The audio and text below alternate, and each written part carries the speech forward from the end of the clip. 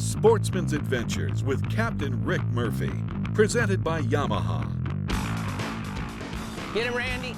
Here we go. Get him, Randy. Oh, going the other way. Is it a grouper? No, I think it's Pinky. Pinky? But you know, we got that grouper rod down right now. We're kind of double dipping. I'm gonna watch it. I'm gonna watch it.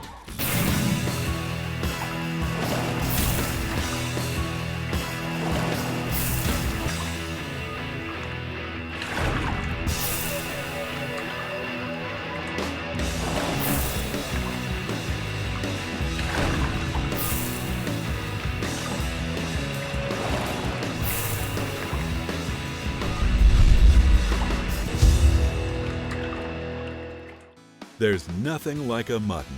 Atta boy! Hard hitting and hard fighting. Oh.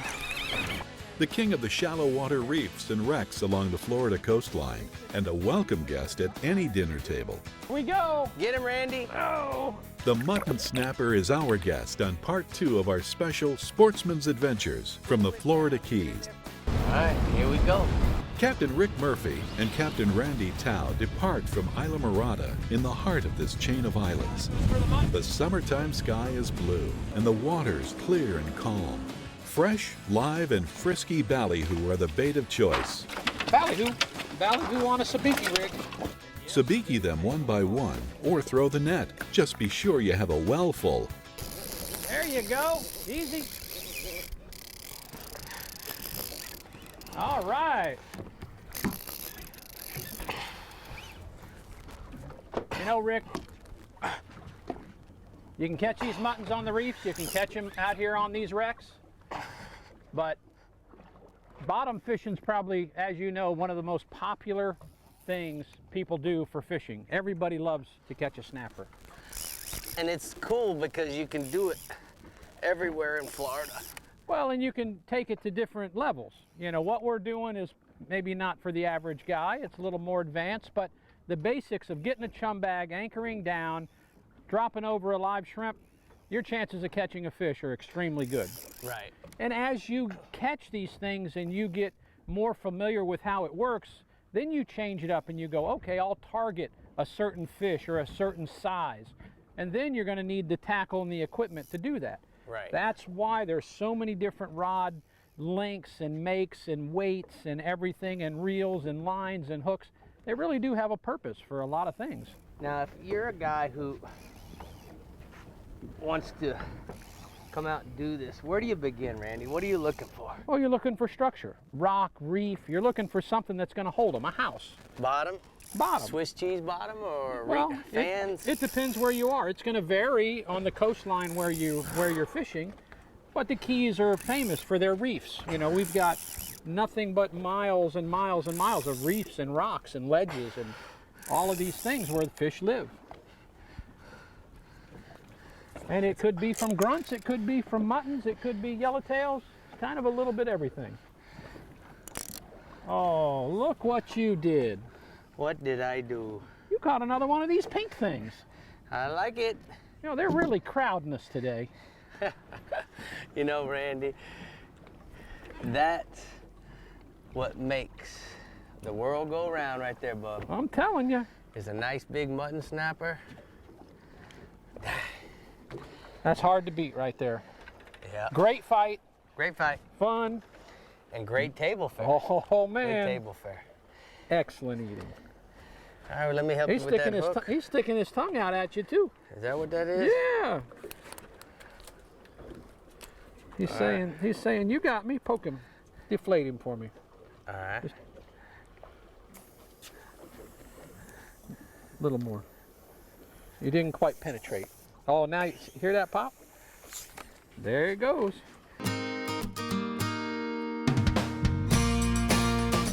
My name is Jason LeBarnes, and I'm the manager of Fishbone Design, Metal Art, and Sculpting. I make this beautiful, beautiful artwork down here in the beautiful Florida Keys. There's almost nobody out there doing this style of art, the way that we do it. There's a few people that do similar stuff, but it's just absolutely beautiful, the way we hit it with the grinders and give it almost a 3D effect with the swirls and stuff.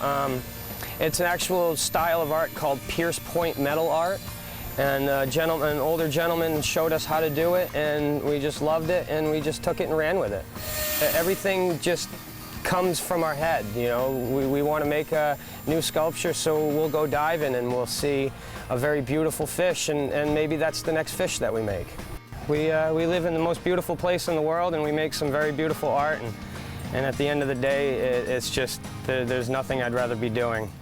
Sportsman's Adventures is brought to you by Yamaha. Reliability starts here. The Florida Fish and Wildlife Conservation Commission. Catch the latest at Rapala.com. Williamson for the Pelagic Playground. Maverick Boats. Fish the Legend. Minn Kota. Anywhere, anytime. Humminbird. Simply, clearly better. It's 200 streamlined horsepower of Yamaha forward thinking. The all-new F200 inline 4-stroke. Whether you're an offshore angler, pontoon cruiser, bay boater, or walleye hunter, the responsive and fuel-efficient F200 combines amazing power and versatility in one incredibly compact and lightweight package. The all-new F200. Legendary Yamaha reliability and the freedom of forward thinking.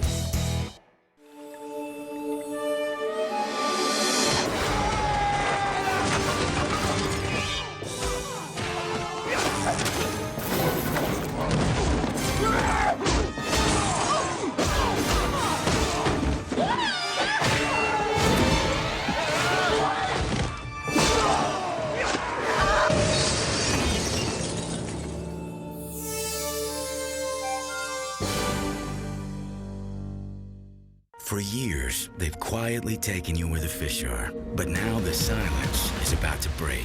With the incredible new iPilot Link, your Minn Kota and Humminbird can communicate with each other, so you can hold on a spot like an electronic anchor. Record and return to waypoints and paths. Follow any Lake Master depth contour, and more, all automatically and all from your Humminbird or the Link remote.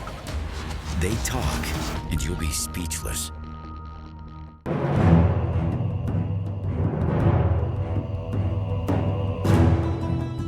The revolution continues. Faster, drier, even better built. Designed around Yamaha's latest technology outboards. Still built by the same craftsmen and anglers that launched the Bayboat Revolution. Whether chasing world records or time on the water with your family, or anything in between, there's a new Pathfinder model for you. Pathfinder. #1 for a reason, still. You already know about the La Jolla Resort in Isla Mirada, so let's talk about the La Jolla experience. With an on-site boat ramp, the Gulf of Mexico and the Atlantic is just minutes away. And when you return from fishing, there's barbecue pits to cook your catch while your family enjoys the pool or one of our new remodeled rooms. This historic resort, the La Jolla, is family-owned and operated and has a friendly staff ready to make your La Jolla experience a really great one. Like a string of pearls, the chain of islands called the Florida Keys stretch more than 100 miles off Florida's southeastern coast. The historic fishing village called Isla Mirada sits smack in the middle and prides itself on maintaining a charm and character reminiscent of days gone by. It's a waterfront lifestyle that revolves around a good boat, family, and friends. Another big part of the charm comes from the locally owned bars, restaurants, and hotels. You want to experience the Keys, you know, the flavor of the Keys. And in La Jolla, we maintain that flavor of the Keys, the 1950 style of hotel. You're going to experience a small, intimate group of people all doing the same thing that everybody else is doing. You know, they're just enjoying the Keys, you know, whether it's fishing or swimming, diving, kayaking, paddleboarding, you know, water sports. Everybody seems to be here for the same reason. It's just to get away from everything. We've managed to keep the 50s charm. You know, the old style hotels where you came in and you put your boat in, you had your ramp, you had dockage, you had a barbecue grill over here so you could barbecue your catch, you know, with your buddies in the evening. You have the best of both worlds in the sport fishing capital of the world. It doesn't get any better than this.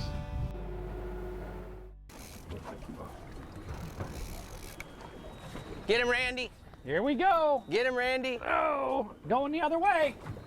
Is it a grouper? No, I think it's pinky. Pinky? But you know, we got that grouper rod down right now. We're kind of double dipping. I'm gonna watch it.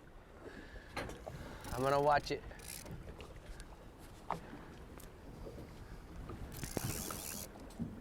You know, it's awful nice having been fishing the last couple of weeks out here, knowing these fish were around, and you see how crowded it is. Right?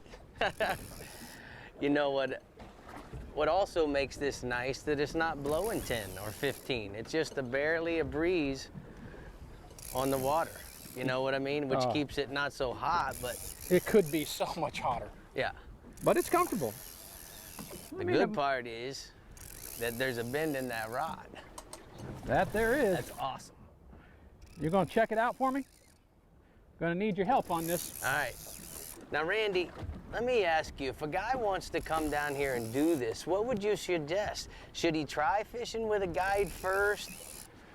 What's your opinion on that? Rick, anytime a guy that wants to learn and understand how you do things can go with a guide, he's gonna get a year's worth of knowledge in a half day or his all-day trip. Because you're talking about guys that do this for a living every day, and they share information with people, and it makes a big difference on a guy that wants to go do it. Right. I think that's what we were looking for.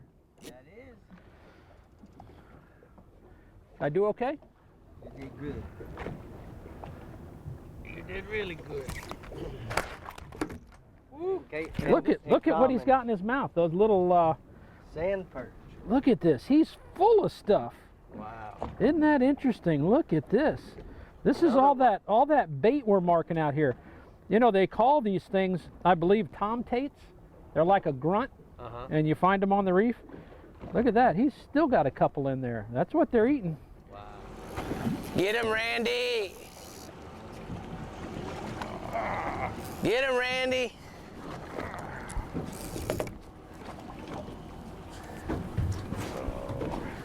Atta boy. That's the way to pull on him. Good job, bud. Braided line, the best thing they ever invented for bottom fishing. Yeah. You can, there's so little stretch, as you're saying, you know? And it's more straight up and down. Back in the day when we used to do a lot of deep jigging, about 120, maybe if you're lucky, 150 on the perfect day was the depth that you could manage. Right. And I can remember a few years back with Ralph down in Key West seeing and feeling a bite in 600 feet of water on a snowy grouper. Well, it's just eliminated the belly in the line. Yeah. And it's allowed that hook to get tight with your fish. Yeah. Got the honors? Oh. We got color. Oh, look at that. How about that? Look what I found. Nice. Nice. What you got? What I got is a red mutton snapper. That's what we came for. Look at that eye and the color of his tail. Bubba, you have made a bad mistake, because we are gonna give you a one-way ticket back to the house. Yeah, we are. And then we're gonna give you a vacation. We got the perfect little place for you. Little Awesome, couch for you to lay in. Awesome. Good job, Randy.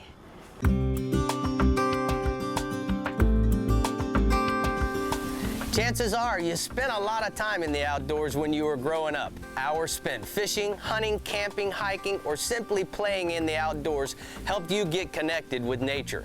Sadly, today's children are disconnected from nature. They spend nearly 8 hours a day on their computers or watching TV, while the number of kids hunting and fishing continues to decline.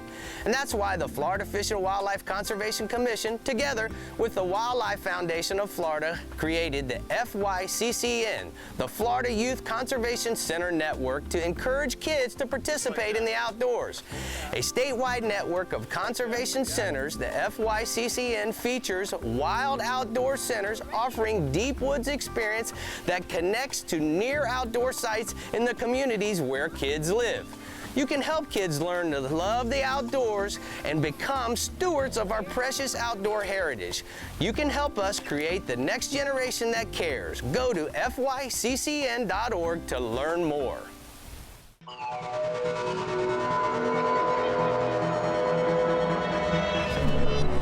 Hold it right there. The Minn Kota Talon locks you onto a fishing spot with unmatched speed and stealth. And when Mother Nature tries to knock you off your mark, hit back with the strongest hold on the water. Talon, stand your ground. Hi, I lost a big fish earlier today. Wasn't using suffix. It was about this big. Look, slow down there, cowboy, okay? A fish in the lobster van, huh? You want your fish. Sorry, honey, that fish is gone. Always use the best line, suffix 832.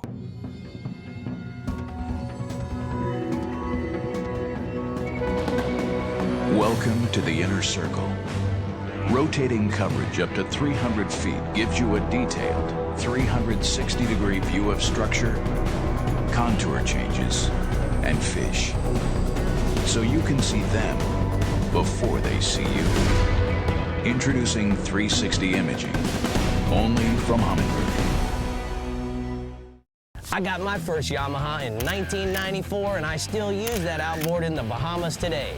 This Yamaha 130 has over 2,000 hours on it, and it sometimes sits for 6 months. I can always depend on it starting and performing like it did when it was new. Everybody knows Yamaha stakes their reputation on reliability, and for me, that Yamaha 130 is living proof. So if you're considering a Yamaha, I can tell you that reliability and performance is something that you can count on for a long time. You know there's more to it than luck. There's fishing the right bait, the water temperature, the wind, the season, and then there's the boat. We'll put it simply, the boat matters. To own a Contender is to own the best sport fishing boat on the market, period. Contender offers the most comprehensive model range with bigger, faster, and more fuel-efficient boats than the competition. There's only one choice for serious anglers. Contender Boats. Performance through innovation. You got him? That a boy! Oh. Now, Randy, I want to tell you the one thing I noticed is you're really always very, very, very prepared. Oh, absolutely. Why? Well, that's part of it. You want to get good bait. Right now they're eating ballyhoos. We spent some time this morning. We caught our ballyhoos. Now let me ask you, let me interrupt, Stu. I need to really put max pressure. No. He's not going to get you in the reef. The mutton snapper will not rock you up. So don't worry about a lot of drag. It's not a tug of war like a grouper where he's going to get you. A mutton, you want to go nice and easy because he just wants to run. He's not going anywhere. Okay. But you notice, our bait's important. The technique with our long leader is important. I like a longer rod. These are rods that I build 7 feet, 7.5 feet. And there's a reason to get the action where you can let the rod help you fight the fish. 150 feet of water. It's not like shallow water fishing. Now, we're out here fishing the dog days of summer, the month of August. Is there any specific time that's better than others? Looks like right now is a pretty good time. Yeah. The month of August in the Keys is great fishing. I mean, I like it. The summer months are good reef fishing in most places. Not only muttons, groupers, yellowtails. We just happen to be targeting these right now, and they've been around here pretty good. Okay, back up for me. Oh, this might be the biggest one you've ever caught. Wow. No? No, but that's still a good one. That's a nice one. That's yes. a floater. Yes, that is. That is a nice one. There you go, Rickster. That's what I'm talking about. Wow. Good job, Randy. Way to put me on him. Pretty work. I gotta tell you, it's You let him so eat that one. pretty just to watch. Now watch how he changes colors, because certainly, Randy, we're not gonna put this fish back. We're gonna take him home and eat him. But when you brought him up from 150 feet of water, you know, they get the bend, so to speak. They go through some changes. Yeah, but watch, speaking of a change, you need a, Yeah, we're gonna have to cut this one. look at how he's changing color. The longer he's out of the water, the more pink and the more red he gets. And that's something I noticed. We catch them on the flats over there in the Bahamas. And that's something that I noticed, that a lot of times while we're taking the hook out of them, whether we're gonna take them home or eat them, either way, they really change colors. This one's getting more red here. These fins have gotten more red. And that is a beautiful specimen. Beautiful colors on these things. What do you think that fish weighs? Probably 8.5? Yeah, I'd say probably, maybe 9 or 10 pounds. Cool. Awesome. Thank you so much. An average size for around here. See, look how now he's even more pink, more red. That's just the true signature of what happens when they've been out of the water. Get him. Here we go. You got him. Fighting a little different. Oh. I don't know that it's pinky. Oh, I think it is. I don't know. Yeah. Maybe a jack. No, I was right on the bottom. Yeah. Maybe a big genuine, like those ones we caught in Jacksonville. Do you guys catch genuine reds down here? You know, I've caught a few, and they've been right here. All right, so let me ask you a question. Is there one better way to, when you fillet these fish, you know, what do you do and to manage it, whether you're gonna freeze them or to keep them that good fresh taste? Is there something you do special, or you just clean them and The number one thing that everybody does, they wash them off with fresh water when they clean them. That's the worst thing you can do to your fish. That's what everybody does, you're right. I bring a bucket of salt water from out here, and when I fillet my fish, I rinse them in the salt water. Then I put them away. I don't put fresh water on my fish until I'm ready to eat it. So you're ready to eat it? Yes. And it'll freeze great. It'll stay fresh for a couple of days in the refrigerator. And it will make all the difference in the world on how your fish tastes. And if you want to try that theory, when you put fresh water on your fillet, look how quick it gets whiter. Right. And the whiter's not because it's cleaner. Right. Yeah. Well, we do it the same way when we're in the Bahamas, and the fish always seem to taste so much better. Well, that's where I started doing it, exactly. Yeah. Because it would go, you'd wash it out there on the cleaning table in a bucket of salt water. Well, you didn't have fresh water. Yeah, and then you just carried it right in, and he went in the frying pan. And you always said, why do they taste so much better? Well, the water's cleaner. We always had some theory, but really, we had no fresh water on the dock to clean them. Yeah, and I gotta tell you, I learned a little trick as well. And that trick is that when they're these bigger fish, can be tough. You know, a big 12, 13, 14 pound fish can be really tough. If you'll take that fillet, clean it in that salt water, and then turn around and age it, put it in the refrigerator, cool it down. Cool it down, leave it in there for a day or two, like if it was a piece of beef. Yeah. Then it really, really I agree. Makes a difference, and it's how tender it is too. It certainly makes a difference in how you prepare your fish when you clean it. And the little things make a big difference. Yeah. Is it down in there? No, it's not so bad.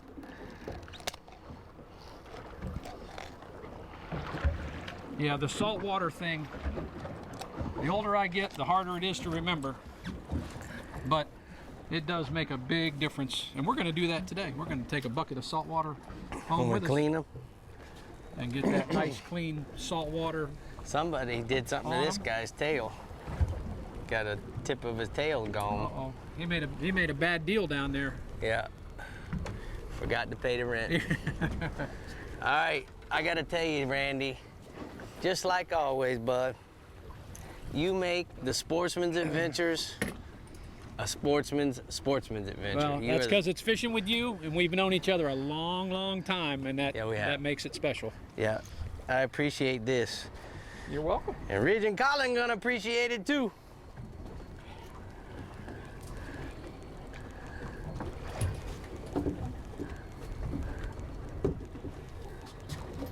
I think I got you on your leg here.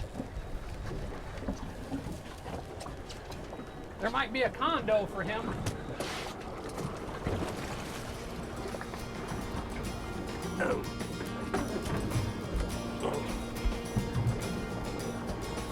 Fishing the wrecks and finding the permit in the Gulf of Mexico and live baiting for muttons on the shallow reefs of the Florida Keys is any fisherman's dream come true, and another great sportsman's adventure.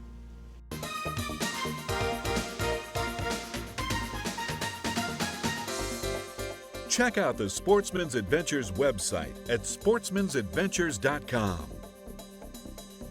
Coming up next week on Sportsman's Adventures with Captain Rick Murphy. You know?